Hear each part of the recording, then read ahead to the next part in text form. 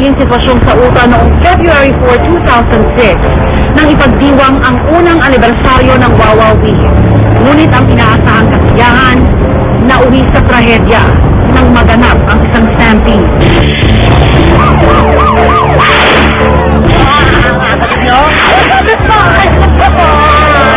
71 ang namatay, karamihan ay mga babae at matatanda. Mahigit 800 naman ang nasugatan. Ano na nga ba ang kinahinatnan ng lahat makalipas ang 3 taon? Magandang gabi, ako po si Rhea Santos. Sama-sama nating alamin ang mga araw ng nakaraan dito sa Case and Close.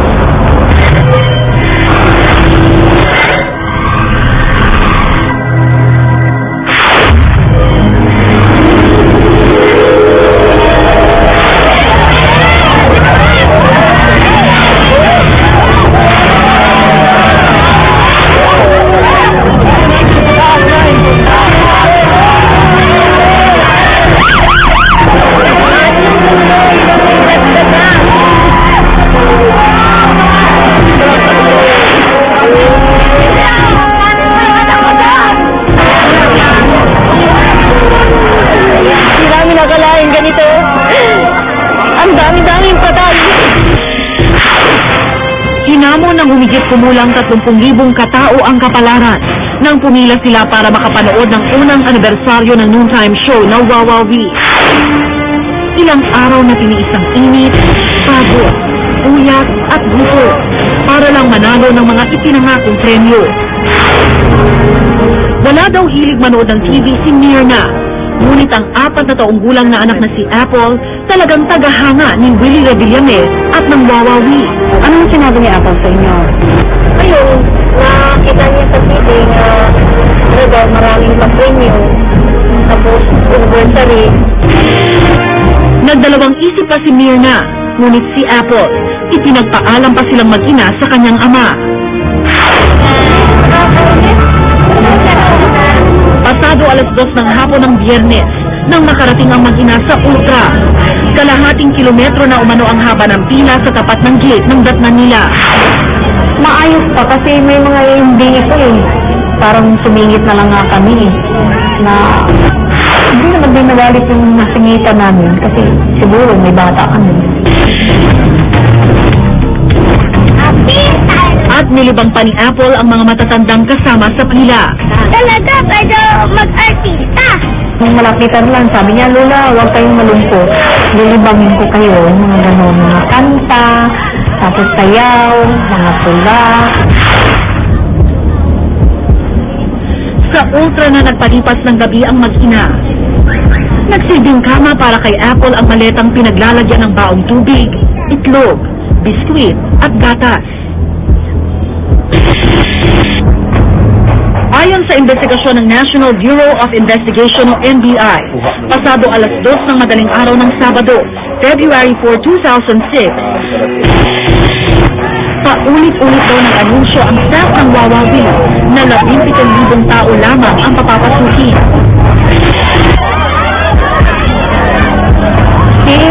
Siyempre, nagreklamo, pagod daw magpila, yung mga ganon. Siyempre, nahingi sila ng pasensya na kayo, yung mga ganon. Yung mga tao lang talagang galit. Para pakalmahin ang mga nasa pila, nag-anunsyo pa ang programa na sila ay magpaparasol. I think we made the announcement na bubunot ng 40 who will each receive 5,000 pesos cash. That is already too late. Considering that in a few hours or in a few minutes the gates will open and people have been there for the past few days already. So kung ikaw man nandun na, pumila na, why go home? 2 gate ang sadyang binuksan para sa mga maninood. This is to make sure that the flow is, they're not mixed up altogether. Ang mga tinutukoy na gate, ang St. Martin entrance kung saan daraan ang mga papasok sa stadium. At ang lower rate pedestrian gate o LRP gate para naman sa mga mauupo sa bleachers sa may football field. Ayon pa sa investigasyon ng NBI, 3,000 katao na ang nakapasok sa LRPJ bandang alas 6 pa lang ng umaga. Tamang pila lang po ang makapasok. Wala nang pila. There was chaos. Sobrang gulo ang nangyari doon. The crowd became very unruly to the point that it became unmanageable for the event organizers. This is when Ultra Security, with the assistance of our own security, decided to close the gate because the people were becoming very agitated. Ito ang dating lower rate pedestrian gate o LRT gate. Ayon sa investigasyon ng NBI, dahil sa sobrang dami ng tao at walang humpay na tulakan, mula alas 3 ng madaling araw ng February 4, bumigay ang gate na ito bandang alas 6 ng umaga. Dito na nag-umpisa ang stampede. Pagbukas ng gate, ang mga taong nasa unahan ng pila, dumausdos pababa. Nang mga oras na yun, 3 metro na lang ang layo ni Mirna at Apple mula sa LRPJ.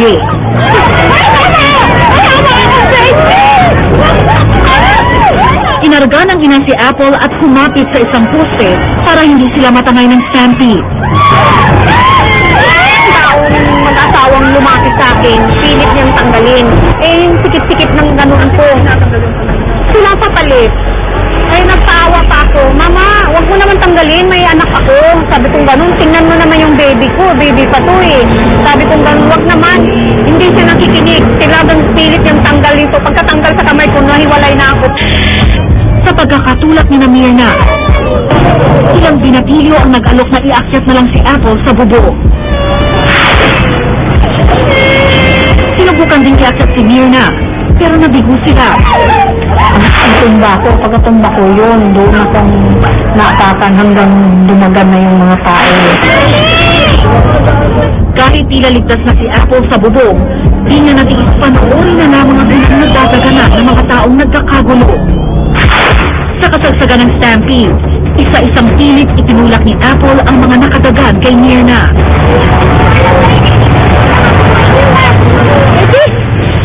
Yung pangalawang atak talaga kasi mama eh. Ang laking pa, yun ang nakabali, yung ng buto, tumusok sa puso niya. 71 ang binawian ng buhay sa trahedya. Mahigit 800 iba pa ang sugatan. Around 4 to 5 layers nung nasa gate. Ito yung mga nauna sa pila at ito yung matagal na doon, not getting a good sleep, humira yung kanilang pangangatawan. So when people started pushing and shoving and madali silang bumigay. Sa gitna ng kabuluhan, may tumulong kay Apple para itakbo siya sa ospital. Doon na sa ospital, nag-uusap pa sila. Hanapin mo mama ko na baka patay na yun.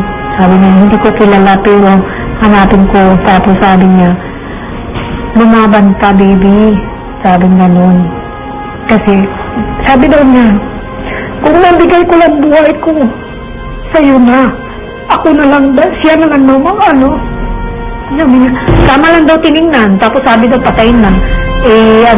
Sabi niya, buhay pa to, anuhin niyo yung tulungan. Hindi na daw, kasi patay na daw yun. Sa sobrang dami ng mga sugatan at masawi, kahirapan ang naging rescue operation. Hanggang yun, so inutusan ko yung mga kasama ko na i-assess ang bawat isang nakita namin. Nilapatan ng paunang lunas ang mga sugatan. Ilang oras matapos ang trahedya, panandali ang umere ang wawawi. Inanunsyo ni Willie Revillame na kanselado na ang pang-anibersaryong palabas. Ako po humihingi ng talagang paumanhin sa pangyayaring ito.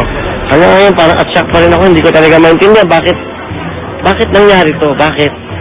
Yun yung pala kahirap talaga ang buhay na. Sa isang press conference noong February 4, 2006, humarap ang ilang matataas na opisyal ng ABS-CBN para magbigay ng pahayag tungkol sa trahedya.